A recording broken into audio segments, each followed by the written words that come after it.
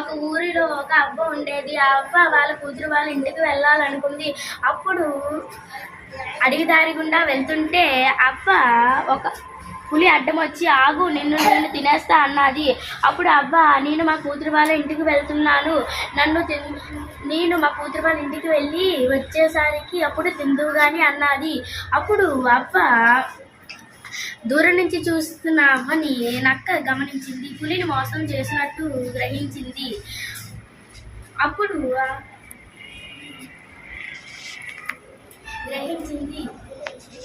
అవ్వ వాళ్ళ కూతురు వాళ్ళ ఇంటికి వెళ్ళిపోయింది.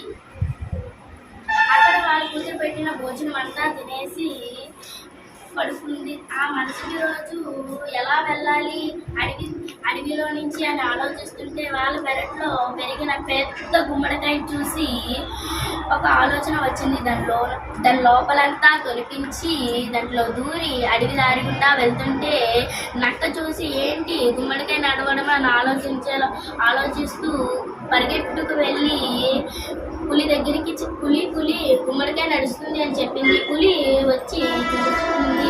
ఆలోచించేసరికి పులి గుమ్మడికాయ నెమ్మదిగా నడుచుకొని వాళ్ళు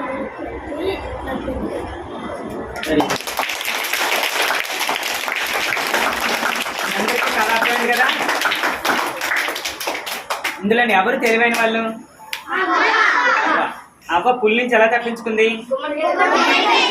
గుమ్మడికాయని తొలిపించి అందులో దూరిపోయి చక్కగా అవ్వ తప్పించుకుంది. తెలివైన అవ్వ. బాగా చెప్పింది మన లేఖన. అందరికి క్లాప్స్ కొట్టండి.